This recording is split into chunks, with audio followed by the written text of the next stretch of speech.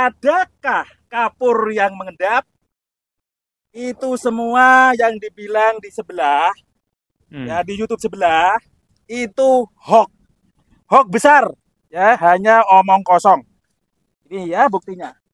Kali ini saya sedang bersama dengan dua petani dan juga Pak Syahuri Ahmad, di mana nanti kita akan mengulas terkait pemberian kapur pertanian di farm CTHI. Nah, apa saja sih yang ingin ditanyakan oleh kedua petani ini terkait pemberian kapur pertanian atau kapur bangunan di farm CTHI? Jadi mari kita simak bersama-sama.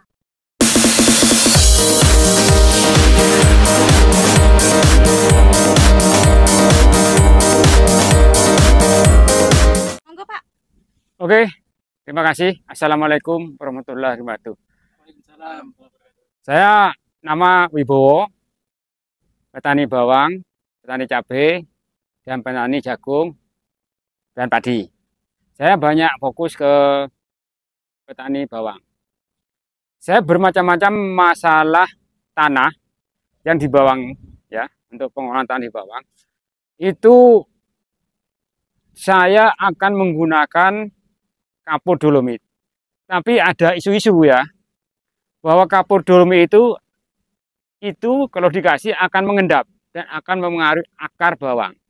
Sehingga bawang itu akan tumbuhnya tidak sempurna, alias apa itu? Kerdil ya Pak ya, kerdil.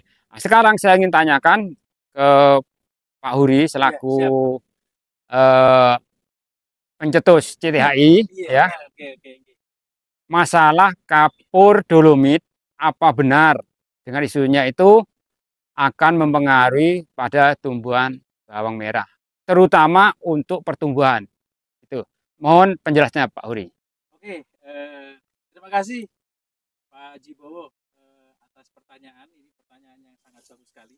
Dan juga untuk kawan-kawan juga supaya nanti bisa mendengarkan, bisa mengikuti dan bisa menerapkan juga ke depannya. Tadi pertanyaan beliau bahwa apa efek dari dolomit untuk tanah dan tanaman, begitu ya intinya? Ya, betul. Jadi efek dari dolomit untuk pertumbuhan tanaman adalah, kalau menurut saya dan menurut nenek moyang saya juga, itu efeknya akan sangat bagus.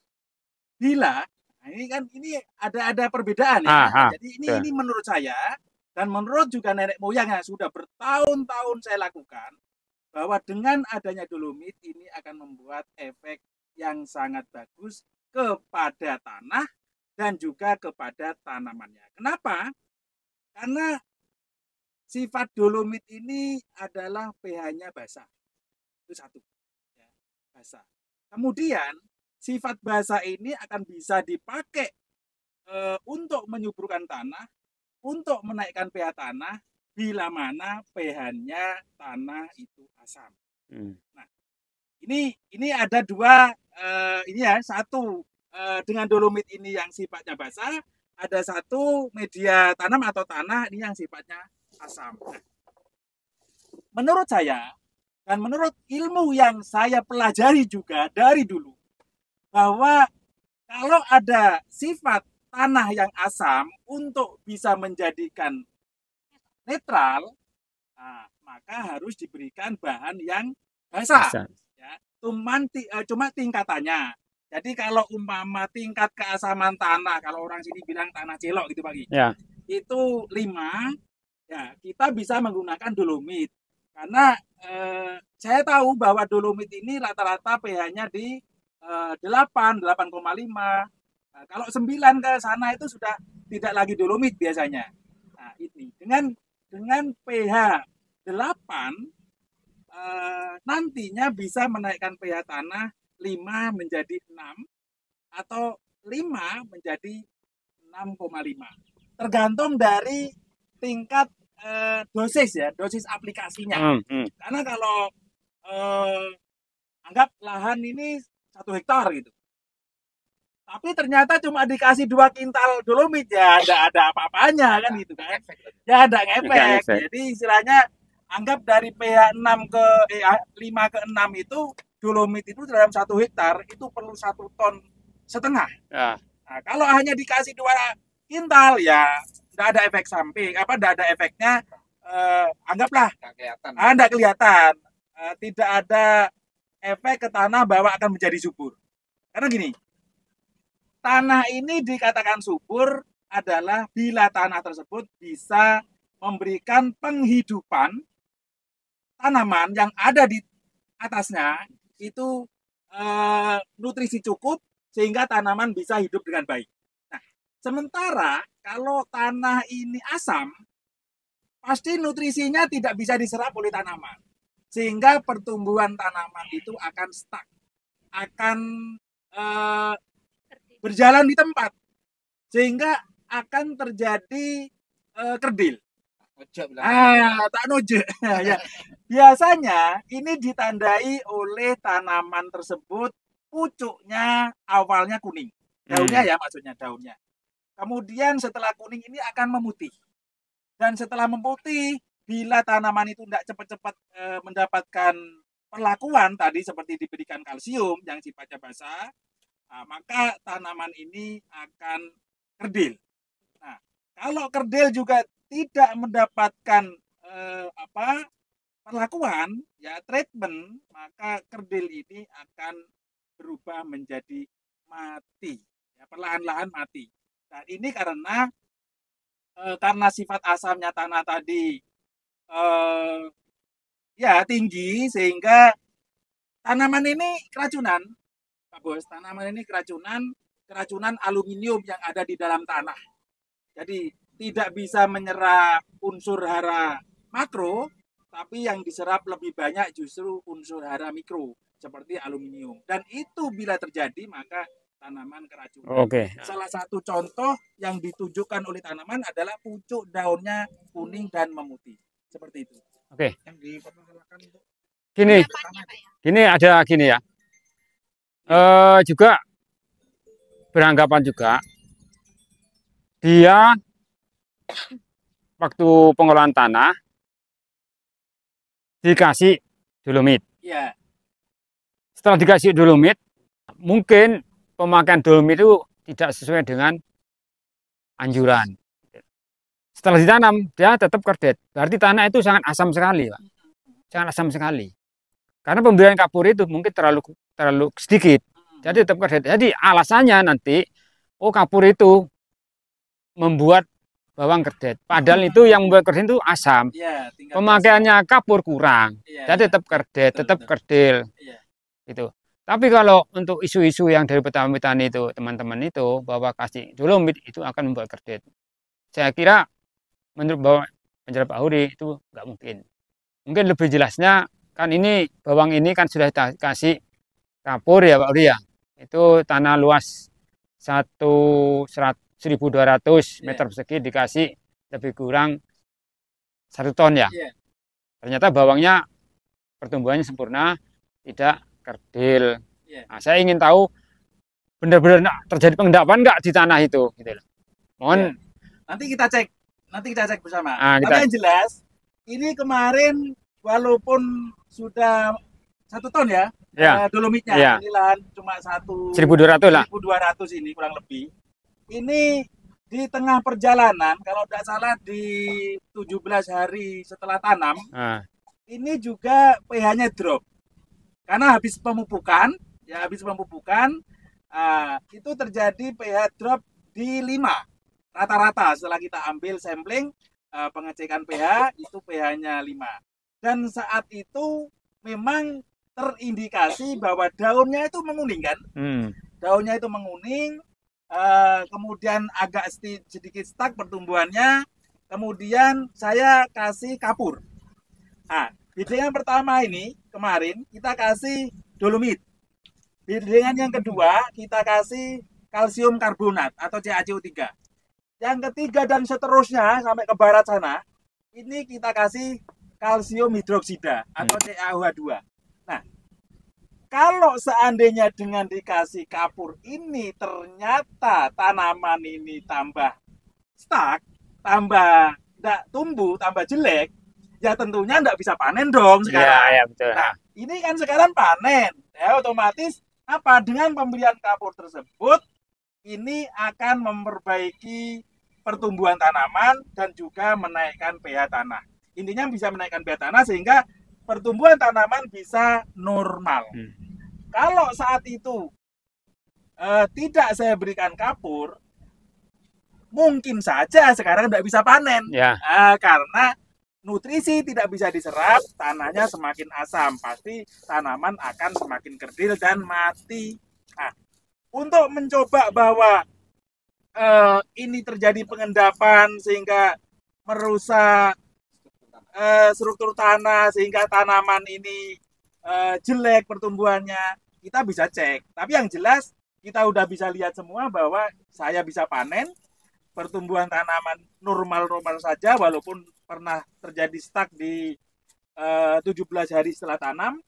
Ini kita panen dan memang kondisinya seperti ini. Coba saya cangkul. Nah, ini kita lihat kedalaman 30 ya. Nah, bisa disut. Adakah kapur yang mengendap? Itu semua yang dibilang di sebelah, ya di YouTube sebelah, itu hoax. Hoax besar, ya, hanya omong kosong. Ini ya buktinya. Ini bukti bahwa tidak ada pengendapan kapur.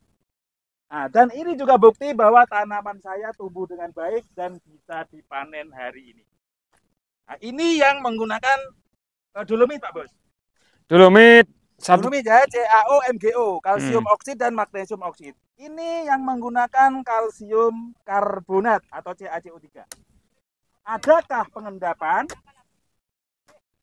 Yaitu pengendapan dari kalsium karbonat? Tidak ada. Tidak ada, gitu. Jadi kembali lagi, yang di sebelah itu juga bilang hoax. Tidak ada yang benar yang disampaikan. Kemudian ini menggunakan kalsium hidroksida atau CaOH2. CaOH2. Kita coba. Adakah pengendapan?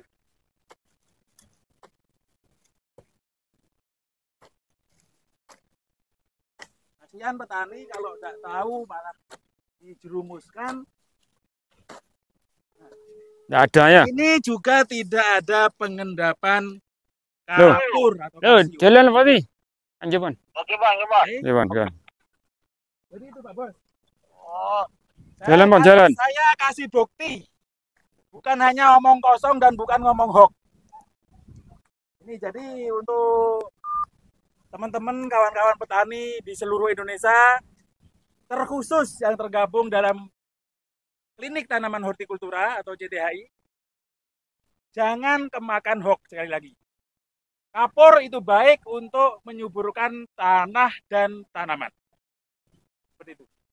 Oke. Terima kasih.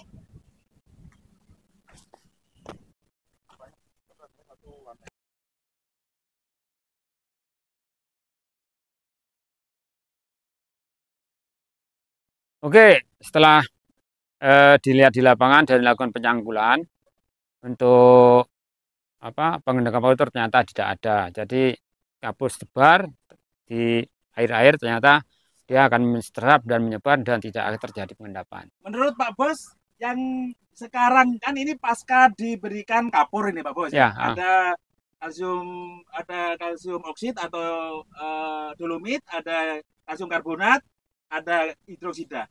Nah, menurut panjenengan, ini kan lahan jenengan ini ya. Ya. Ini lahan jenengan saya sewa. Nah, menurut jenengan kondisi seperti ini, tanah ini menjadi tandus apa tambah subur, Pak Bos? Gini, setelah beberapa tahun yang lalu sebelum disewa oleh CTHI, tanah ini agak keras ya. Dan dilakukan penanaman dulu itu selalu sebagian itu kerdil. Itu. Setelah saya kapur, ternyata tetap kerdil. Nah, ternyata kapurnya kurang. Jadi tidak sesuai dengan aturan yang diterapkan oleh tanaman itu. Jadi setelah di pH-nya itu terlalu asam. Iya. Gitu. Setelah ini ternyata nggak ada pengendapan sama sekali. Gitu loh. Ternyata ini kok bagus, merata gitu loh. Berarti dengan kata lain bahwa kapur tidak membuat Tanah.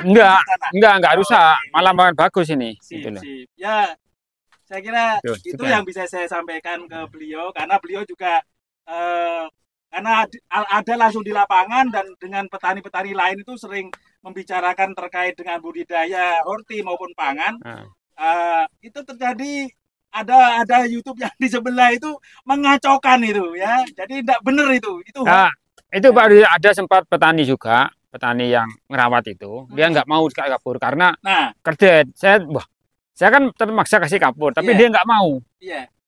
Akhirnya saya mengalah karena dia nggak mau kerja, mengalah, akhirnya tetap kerdet, tidak subur. Nah, ini sudah terjawab beberapa pertanyaan terkait pemberian kapur bangunan terhadap lahan atau farm CTHI. Nah, di sini sudah dijelaskan oleh Pak Huri dan juga sudah dibuktikan tadi bahwa pemberian kapur bangunan ke tanah itu tidak membuat tanah tandus, tidak terjadi endapan dan tidak merusak tanah dan juga tidak membuat tanah keras ya. Tadi sudah ada pembuktiannya. Jadi untuk para sobat tani tidak usah ragu lagi dan jangan termakan oleh hoaks. Nah, mungkin itu saja konten kali ini terkait kapur pertanian. Nantikan terus video-video dari CTHI dan jangan lupa tonton video-video CTHI sebelumnya. Jangan lupa juga like, komen video ini dan subscribe channel CTHI. Nah, mungkin kita jargon dulu ya Pak ya. Jadi kita jargon G, 1, 2, 3. Bersama CTHI Petani Sejahtera. Yes!